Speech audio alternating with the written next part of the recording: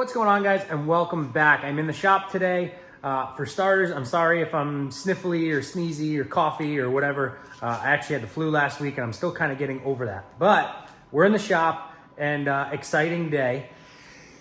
Last year we did it on our sled and it was 110% fact we were doing it again this year. Clutch kit from Velocity Sled Performance. If you guys have been here for a while, you were here last year. We went through it. I showed you guys how to install it. But this year, 24 Boost Assault, we're doing the same thing, but a little bit upgraded from what Will found worked best. Now, I know there are a lot of opinions on clutch kits. There's a lot of loyalty with people that trust their stuff. So, and I'm not saying any of it's right or wrong. I personally love Will's stuff. I said it last year in last year's video. He will not release anything until it is field tested by him and proven to give you gains that they are claiming. So I put my kit in last year and it was literally night and day difference. The P22 is a different animal than the P85. He found a lot of things that he did not like and he changed them. So that's what we're doing again this year. This is, again, the kit and fix just like last year. So we're gonna have the billet cover. I kept everything. My sled that is still for sale is all back to stock. So we have Velocity Sled Performance billet cover. We have the newer style weights that I believe are Will's himself, springs, and we have a custom cut helix to put in this, and spacers, just like we did last year. So I am just gonna show you guys kind of how to get into this and how to, install a clutch kit. And I mean, this, for the most part, should be the same across the board, regardless of whose kit you got. So take the side panel off, step one. Step two, take your belt off. So we'll throw this separator tool in here. Well, that's actually your belt deflection bolt hole. This is your spanner opener. So I'm gonna need two hands to do this, but we're gonna get the belt off. We're gonna take the secondary clutch off, which is just a 15 millimeter.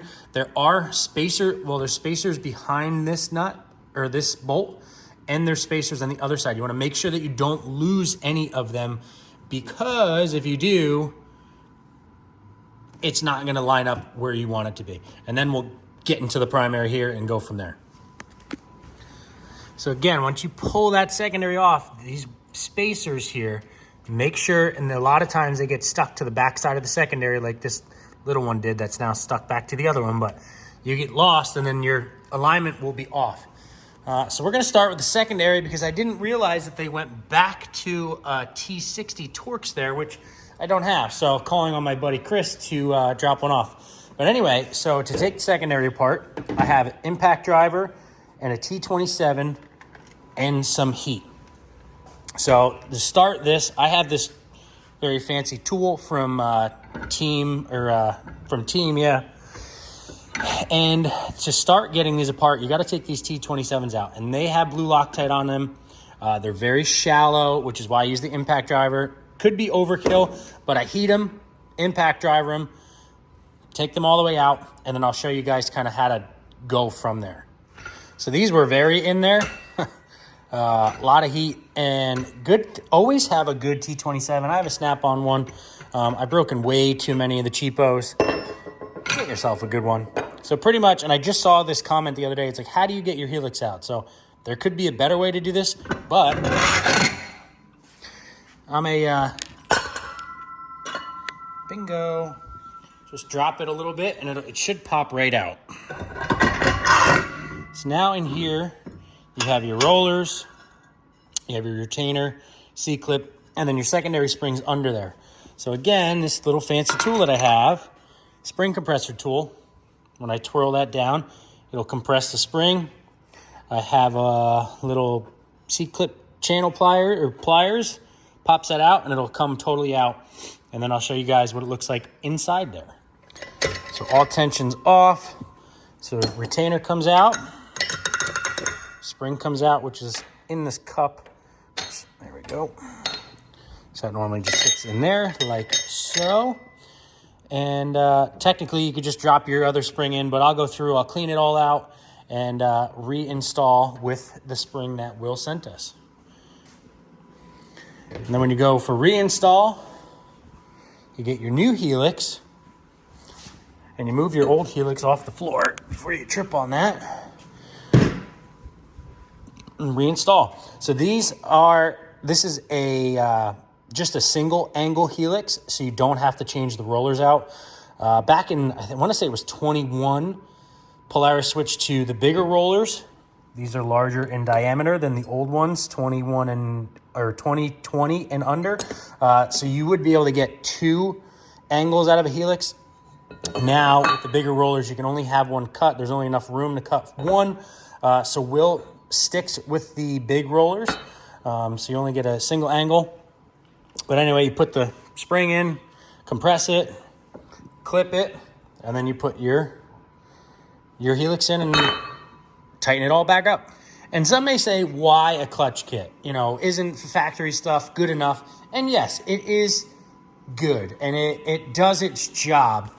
But when we are doing what we're doing, and we're striving for perfection and trying to get every little ounce of performance out of these sleds that we're demanding, you know, Will is able to go in there, sorry, and fine tune this and get every last drop of performance and put it on the table. So whether that be just improved response or better belt grip or lower belt temperatures or faster back shift, or, you know, it depends on what you're looking to do also. And that's what I love about Will, is he will fine tune a clutch kit and build one specifically for you, for your sled, for your amount of studs, for your track, for your weight, for your riding style, and really what you're looking to get out of it. He will build you that clutch kit. So we are just understanding, me and Will want the same thing, and it's just all around better performance out of the clutches than what comes in from the factory. And again, it's not that they're wrong or that they did anything wrong. You know, they're just like we talk about suspension, they are building these clutches to accommodate every type of rider style, and they do a very good job. But again, when we are demanding the performance out of these things that we want and feel that they need, you know, this is why we're doing it. So we're into the fine-tuned little nitty-gritty stuff, and I believe Will does the best job. And Ryder, you agree, Mama? Yeah. So moving along. Secondary is all ready to go back in, and now it's time for the primary. And this thing is quite a different animal, like I said, than the P85. P85 was one bolt on the outside. You take that out, you put a clutch tool in there, pops it off the crank. What are you doing? So with the P22s, they're a little bit different. So first step is you have to get this cover off. But the cover is obviously spring-loaded. So we have 2 longer bolts. Honestly, I need to get longer ones than this, but these work. So I'll pull, like, say, these 2 out. I'll put these 2, just start, you know, get 3 or 4 threads in, and then little by little work it all the way out until it's, you know, up against these 2. Take the shorter factory ones out, and then there's only going to be a little bit of spring tension. So you just slowly work that out, and then that'll pop off. So then once your cover's off, you get your spring out. Then you need to get this bolt out, which right now I can't because I don't have a T60. So hopefully by the time I get this done, Chris will be home and I'll run over there and grab that from him. So we're just gonna get this cover off real quick, and then we're gonna clean up all in here while we wait.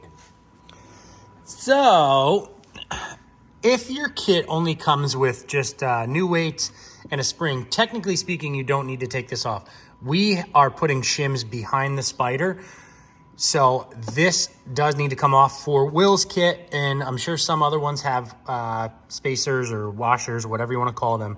But technically speaking, if, again, you just had a spring and different weights, you don't need to take all that off because you could get to your weights right here. So while I'm waiting for Chris to get home from work to get this T60, I'm going to go ahead and just switch the weights over, try and save a little bit of time.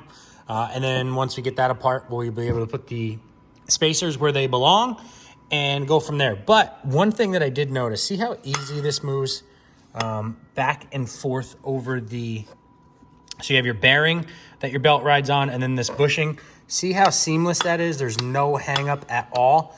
when you go to put this all back together, if you were taking that off, you want to make sure, and I talked about this in last year's video, you want to make sure that that is 100% lined up, because if you go to pull this and it kind of gets hung up on that spacer in there, then you're not lined up, and then obviously it's going to hang up as it's trying to go, you know, shift in and out of its range. So fun little fact there. But yeah, I'm going to go ahead and switch these weights over while I'm waiting. All the weights are in. No, we're not going to talk about what's in them weight-wise and where it is. It's kind of like proprietary information. If you buy a kit from Will, obviously he's going to work with you, but I'm not going to sit here and tell you what we have in there and how much total and where the specific weight is, because frankly, it's just not my information to give out. So, but weights are in there, and really, we're just waiting on that. Compressed air, guys, is your friends. Just in 84 miles, look at how much belt dust and crud has piled up on this clutch already. So I'm going to go through here just like I did my secondary and just blow everything out. Clean clutch is a happy clutch, guys. Clean sled is a happy sled. I talk to you guys all the time about that. Keep your stuff clean. We had some really subpar condition when we first went, so these things got home, they got power washed and so on. But just need the T60 and we can finish this up and get it wrapped up. Okay, big shout out to Chris, thank you. So when you pull the bolt out, jumped ahead here, this is what is in technically your clutch post. That's in there, it's an O-ring, and then your bolt goes through there. So when you can pull that off, and then your spider will be able to come off. They're on there pretty good. It's hard, I believe they make an actual puller for it, but you don't need that. Just do some little grunt work there and it'll come off. But anyway, so once all that's off, this is your bushing that slides over this and against your bearing. Here's your bearing that your belt slides on. There's a shim in between these two things. But anyway, for Will's kit, we have this shim that he wants on the face of this bushing. So we can put that on there and then put everything back together. I'm gonna put a little dab of grease on there, wipe the excess off. But mark your splines on your spider and on your post, so it goes back on the same way, because they are balanced that way.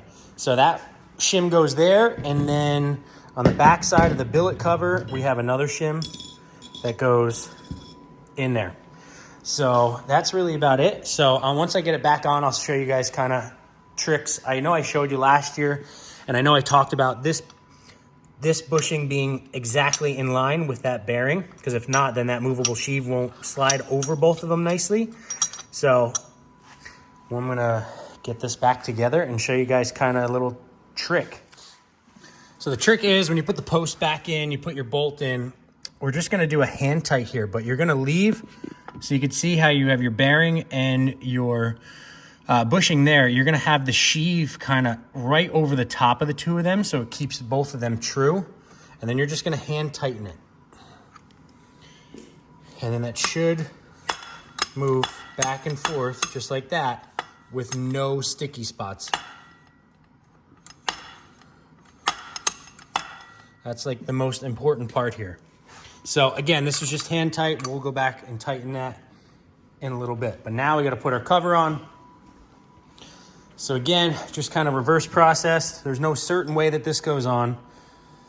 And you have your 6 bolts. We have the 2 longer ones, and I'm going to need 2 hands to get this on. So I'll show you guys when we're all back together.